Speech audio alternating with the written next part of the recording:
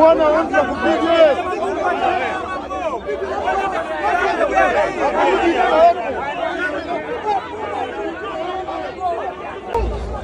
Bwana nataka kumpiga Mangungu mwana. Baba upige na mtu. Wewe twende. Mama kupige. Upige. Mzee twende upige.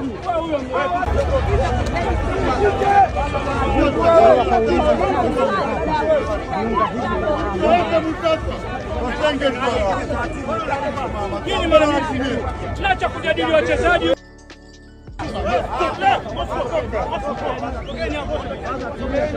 Bwana, hali ya mnyama sio nzuri huko duniani kwa kuwa mambo ni mengi sana yanaendelea. Mashabiki licha ya kukata tamaa, lakini pia kwa upande wa viongozi na wao pia wanapitia kipindi kigumu kweli kweli kutokana na matokeo haya ambayo yanaendelea kuandama. Kubwa zaidi, kwanza hebu subscribe hapo na uweze kuturn on notification ili wa mtu wangu wa kwanza kuweza kupokea taarifa mbalimbali za kimichezo, lakini pia burudani kipindi tu ambapo zinatokea. Kubwa zaidi, tunamulika kile ambacho kimetokea katika dimba la Benjamin William Mkapa Lupaso, sehemu ambayo ilikuwa machinjio ya Mwarabu, lakini ilikuwa ni moja kati ya sehemu ambayo inaogopwa vilivyo na Waarabu. Yani Mwarabu akisikia kwamba anaenda katika dimba la Benjamin William Mkapa alikuwa anajitafuta vibaya mno kuweza kujua ni kwa namna gani ambavyo anaenda kutafuta au kuzisaka alama tatu au alama moja, lakini pia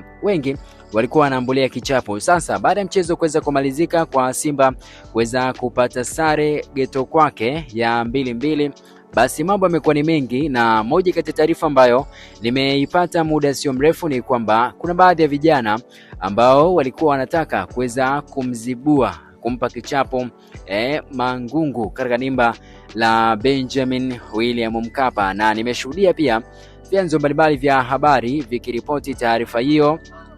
Kuna taarifa nimeiona kwenye ukurasa wa Felix, kuna taarifa ambayo nimeiona pia kwa Millard Ayo, kuna taarifa ambayo nimeiona pia pale Jambo FM, kila mmoja akiripoti kwamba mashabiki wameweza kumfuata Mangungu ili kuweza kumsababishia ghasia, lakini ndio hivyo, jeshi la polisi limeweza kusaidia kile ambacho kimeweza kutokea pale. Na nimeona pia taarifa kutoka kwa Ahmed Ali ambaye ameweza kuitoa na kusema umekuwa msimu mbaya kwetu kwenye michuano ya kimataifa, inauma, lakini hatuna budi kukubali kuwa msimu huu umekuwa mgumu kwetu, kama ambavyo misimu mingine tunafuzu kwenda robo finali na wengine wanashindwa, basi msimu umekuwa zamu yetu kuanguka.